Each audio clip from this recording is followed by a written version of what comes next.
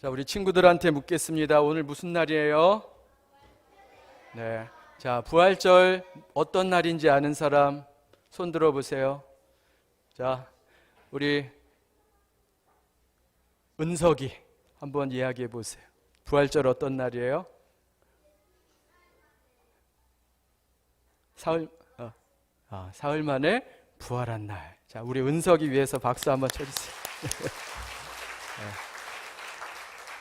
저는 우리 은석이가 삶은 계란 먹는 날이요, 그럴 줄 알았는데 그렇지 않고 우리 잘 대답을 했습니다.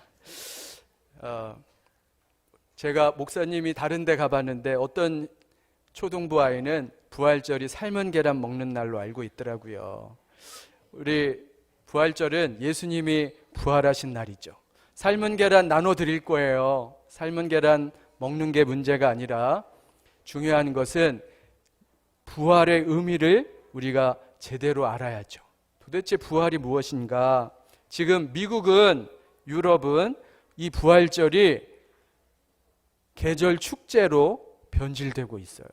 참 안타까운 일인데 제가 사진 하나 준비했는데 한번 보겠습니다. 그래서 부활절이 꼭 축제처럼 바뀌었어요. 꼭 빼빼로데이에 뭐 선물해요? 빼빼로 선물하고, 발렌타인데이 때 뭐 선물해요? 초콜릿. 그런데 이스터 부활절 기간에 사람들이 이스터 초콜릿을 선물한대요. 또 다른 사진 보여주세요.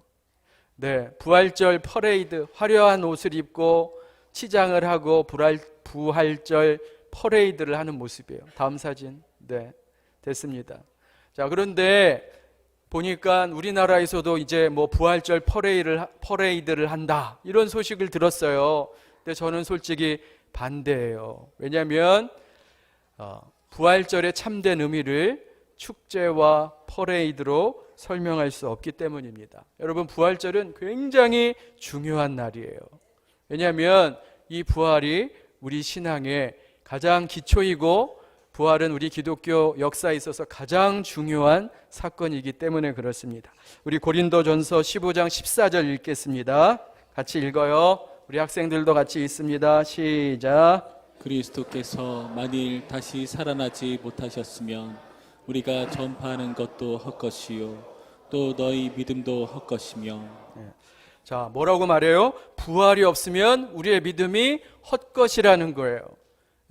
부활이 없으면 우리 믿음 헛것이에요. 우리의 신앙이 무너져요. 우리의 신앙의 기초는 부활입니다. 그래서 초대교회 때 제자들이 복음을 전할 때, 전도할 때 전하는 메시지는 간단했어요. 예수님 부활하셨습니다. 어려운 말로, 복잡한 말로 말하지 않았어요. 우리 좌우 옆에 있는 분한테 우리도 말합시다. 예수님 부활하셨습니다. 네. 그렇게 예수님 전하면 돼요. 어렵지 않아요. 자, 우리 오늘 이 중요한 부활절날 우리가 부활의 의미가 무엇인지 세 가지 시제로 우리가 부활의 의미를 생각해 볼 거예요. 우리 중고등부 시제가 몇 개가 있어요? 과거, 현재, 미래. 과거, 현재, 미래. 세 가지 시제가 있죠. 오늘 부활의 세 가지 시제를 통해서 부활의 의미가 무엇인지 보겠습니다. 먼저 과거의 부활이 있어요. 과거의 부활은 뭐를 말하냐면 예수님의 부활을 말하는 거예요. 예수님의 부활. 여러분, 2000년 전에 예수님이 골고다 언덕에서 십자가에 못 박혀서 죽으셨어요. 예수님은 세상에서 가장 억울한 재판을 받으셨어요. 죄 없으신 예수님이 십자가에 죽으셨는데 누가 예수님께 십자가형을 내렸나요? 십자가형을 내린 사람이 누구예요? 유다가 아닌데, 우리가 사도신경에서 매일 그 사람 이름을 외우고 있어요. 누가 내렸어요? 빌라도. 로마 총독 빌라도가 예수님께 사형 언도를 내렸죠. 그래서 사형 언도를 받으시고 예수님이 십자가에 못 박혀서 죽으셨어요. 그리고 로마 군인들이 예수님의 시체를 동굴 안에 이렇게 모셨어요. 그리고 사람들이 그 시체를 건드리지 못하도록 큰 돌을, 바위를 가져다가 그 동굴을 막았어요. 그런데 그렇게 해서 동굴을 막았는데, 보초까지 세웠는데 토요일이 지나고 주일이 지나고 주일 새벽에 놀라운 일이 벌어졌습니다. 그 무거운 바윗돌, 어른 10명이 간신히 옮길 수 있는 무거운 바윗돌이 옆으로 옮겨져 있는 거예요. 그리고 그 안에 있던 예수님의 시신은 사라졌어요. 자, 그런데 거기에 봤더니까 처음 그 부활의 목격을 한 사람들이 이렇게 기록하고 있어요. 요한복음 20장 7절, 사도 요한이 이렇게 말합니다. 우리 같이 한번 크게 읽겠습니다. 시작. 예수의 머리를 싸맸던 수건은 수의와 함께 흩어져 있지 않고 따로 한 곳에 잘 개켜져 있었다. 여기 보니까 예수님을 싸고 있던 수건과 수의가 잘 개켜져 있다, 이렇게 성경에 기록하고 있어요. 자, 이 개켜져 있다는 말이 무슨 의미인지 목사님이 설명해 주려고 하는데, 목사님을 도와줄 사람 한번 손 들어보세요. 앞에 나와서 내가 목사님 도와주겠다, 용기 있는 친구. 자, 누가 나올 거예요? 자, 누가 나올까? 손 들어보세요. 이렇게 용기가 없어. 자, 누구야? 재아 나오세요. 재아 나오세요. 박수 쳐주세요.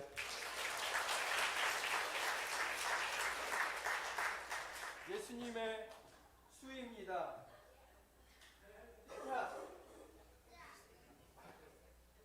예수님 누우세요. 자, 누우세요. 위에 누우세요. 그냥 신발 신고 누우세요. 자, 예수님이라고 치고,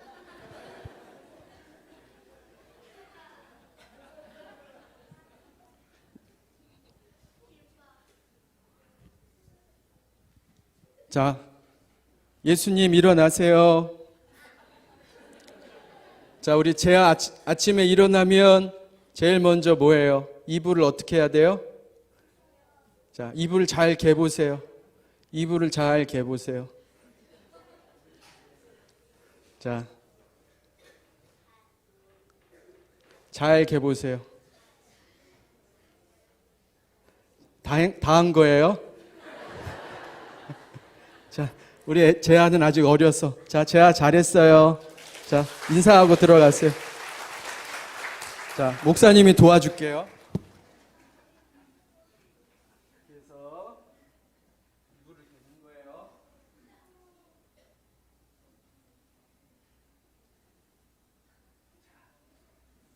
자, 여러분, 이게 개켜져 있는 겁니다. 아시겠어요? 자, 잘 개켜져 있다. 만약에 예수님의 시체를 누가 훔쳐갔다면 이렇게 개놓고 가겠어요? 안 가겠어요? 안 가죠. 개켜져 있다는 것은 뭘 말하는 거예요? 예수님이 마치 잠에서 깨어나서 아침에 일어나서 이불을 개듯이 자신을 덮고 있던 수의와 수건을 한쪽에 잘 개어놓고 부활하신 거예요. 우리 예수님 깔끔하시죠? 정리정돈을 잘 하시는 거예요. 그래서 여러분, 예수님의 부활이 사실이에요. 이것은 꾸며낸 말이 아니에요. 무엇보다도 예수님의 부활을 목격한 사람들이 많이 있어요. 도마도 예수님을 만났고 베드로도 요한도 예수님을 만났어요. 그리고 수많은 사람들이 많이 만나는데, 우리 고린도전서 15장 3절에서 6절 말씀 읽겠습니다. 같이 한 목소리로 읽습니다. 시작.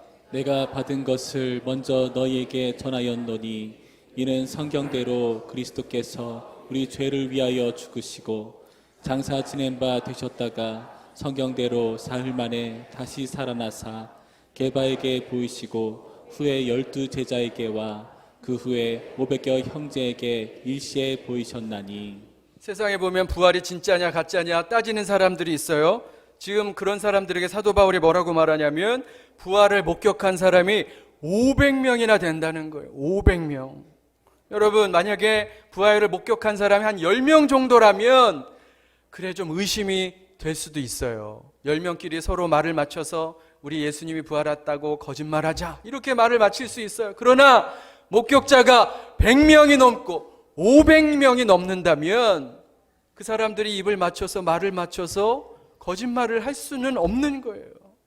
그래서 예수님이 부활의 목격자가 500명이라는 것은 너무나도 예수님의 부활은 분명한 사실이다.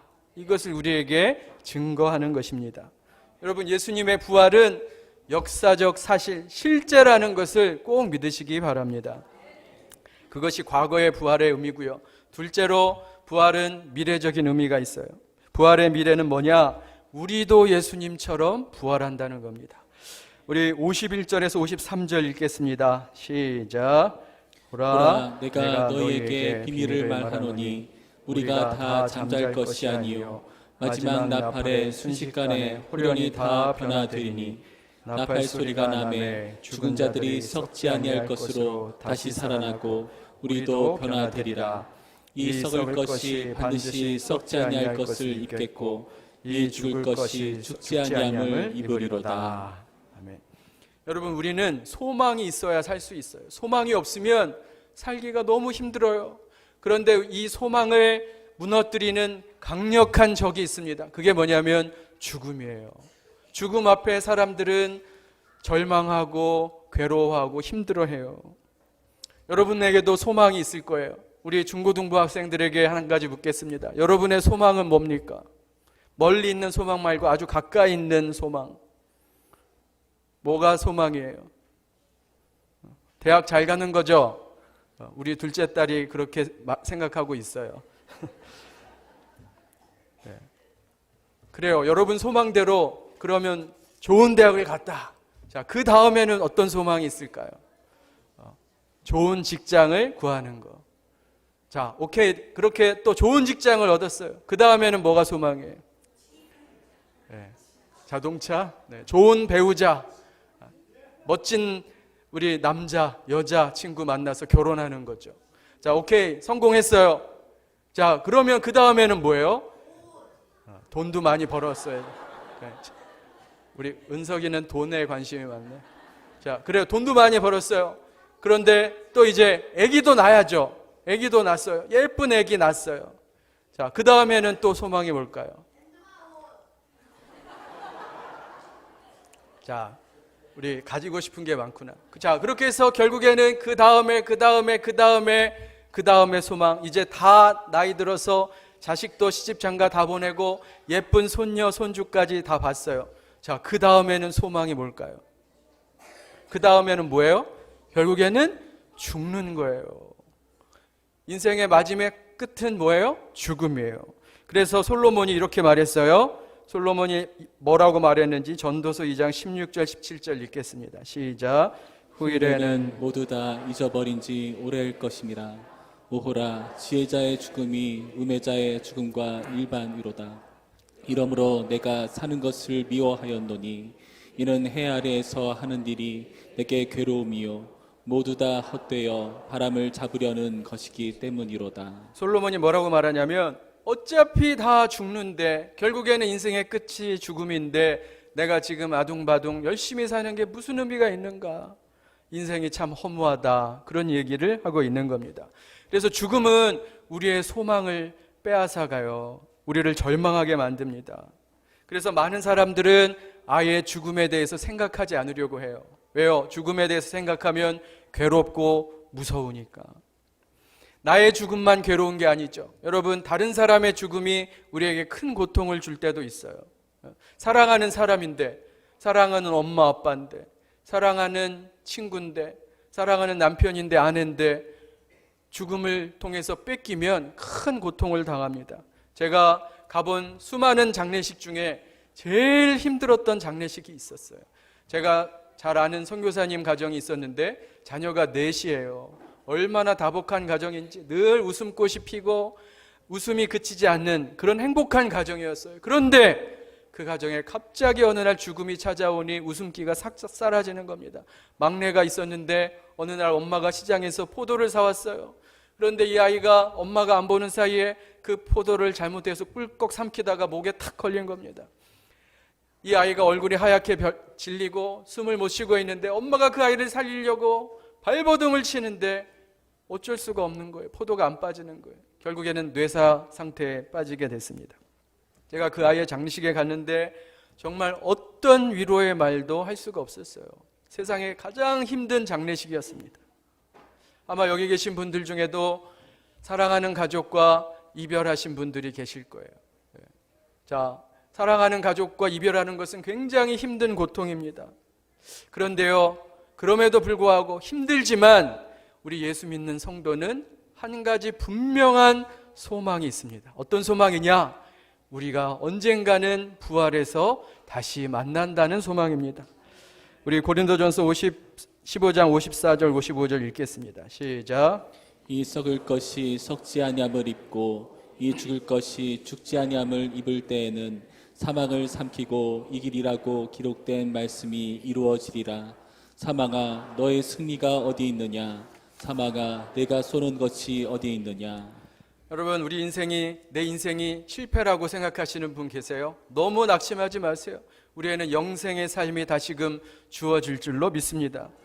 여러분, 생각만 해도 마음이 먹먹하고 보고 싶은 그런 사람이 계십니까? 너무 낙심하지 마세요. 언젠가는 부활의 몸을 입고 다시 만날 줄로 믿으시기 바랍니다. 그게 바로 미래의 부활의 소망이에요. 그래서 우리는 확실한 믿음이 있어야 됩니다. 우리도 예수님처럼 부활할 것이다. 부활의 첫 열매 되신 예수님처럼 우리도 부활할 것이다. 그래서 여러분, 우리의 무덤도 예수님처럼 빈 무덤이 될 거예요. 예수님의 무덤이 빈 무덤이 된 것처럼. 그러니까 여러분, 비싼 무덤 쓰지 마시기 바랍니다. 기독교 윤리 실천 운동. 여러분, 비싼 무덤 쓰지 마세요. 비싼 관, 비싼 수의 의미 없습니다. 우리의 무덤, 결국에는 빈 무덤이 될 줄로 믿으시기 바랍니다. 마지막으로 부활의 현재성입니다. 여러분, 부활의 능력은 과거와 미래에만 제한되는 게 아니에요. 오늘 지금 여기에도 부활의 능력이 역사하는 줄로 믿으시기 바랍니다. 예수님이 이런 말씀하셨어요. 같이 읽겠습니다. 요한복음 11장 25절 26절 시작. 예수께서 이르시되 나는 부활이요 생명이니 나를 믿는 자는 죽어도 살겠고 무릇 살아서 나를 믿는 자는 영원히 죽지 아니하리니 이것을 내가 믿느냐. 예수님이 말씀하셨어요. 내가 부활이요 생명이다. 예수님 자체가 부활이라는 거예요. 여러분, 예수 믿는 사람에게는 갈라디아서 2장 20절에 나오지만 내 안에 사는 이가 그리스도니 그랬어요. 여러분 안에 그리스도의 영이 살고 계세요. 임재해 계세요. 따라서 부활의 생명, 부활의 씨앗이 여러분 안에 있다는 것을 꼭 믿으시기 바랍니다. 그래서 우리는 이미 부활의 씨앗을 소유한 자예요. 영원한 생명의 씨앗을 갖고 있는 자입니다. 여러분, 자연을 보세요. 자연을 통해서 지혜를 얻으시기 바랍니다. 겨울철 한겨울에 나무를 보면 이게 살아있나? 죽은 것 같아요. 회색빛 나무를 보면 살아있다는 생각이 안 들죠.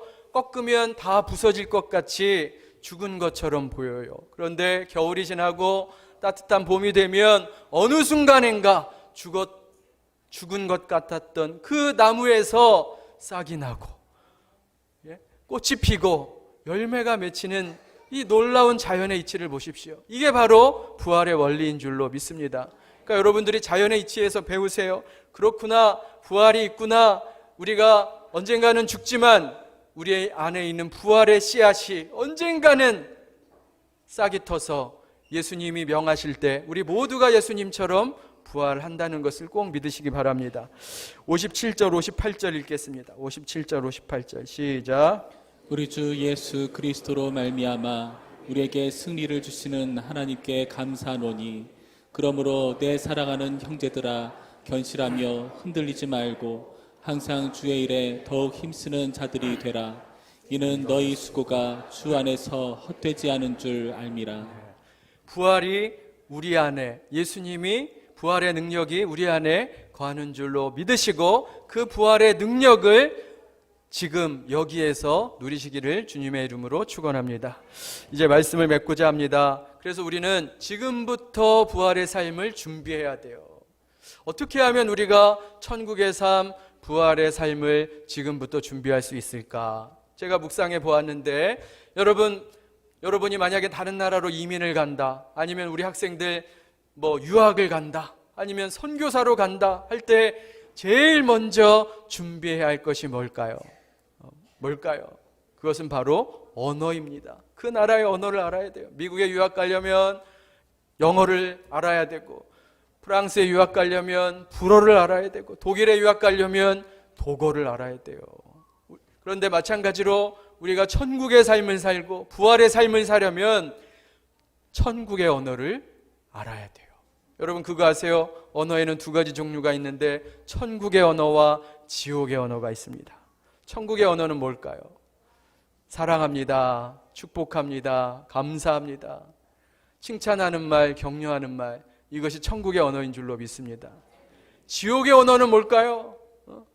미워 죽겠네, 어디 두고 보자, 갚아줘야지. 맞아요, 욕도 지옥의 언어예요. 우리 친구 대답한 친구 절대 욕하면 안 돼요. 그래서 우리가 천국의 백성을 삶을 준비하는 사람이 지옥의 언어는 쓰레기통에 버리고 우리의 삶이 천국의 언어로 채워져야 할 줄로 믿습니다. 여러분 오늘 부활의 의미를 잠깐 나누었는데, 여러분 부활은 너무나도, 예수님의 부활은 너무나도 분명한 역사적 사실이에요. 수많은 부활의 증인들이 있었습니다. 거기에 대해서 의심하지 마시기 바랍니다. 또 우리의 미래의 부활도 여러분 소망 중에 기다리시기 바랍니다. 주여 내 인생이 힘들고 어려웠다고요? 여러분 너무 낙심하지 마시기 바랍니다. 우리에게 주어질 영원한 천국의 삶이 주어지는 것을 믿으시기 바랍니다. 사랑하는 가족을 잃어버려서 힘들고 괴로우셨습니까? 너무 괴로워하지 마세요. 언젠가는 우리가 함께 부활해서 다시 만날 날이 반드시 온다는 것을 믿으시기 바랍니다. 지금도 내 안에 역사하시는 예수님의 능력, 부활의 능력을 누리며 살아가시는 저와 여러분의 삶이 되시기를 주님의 이름으로 축원합니다.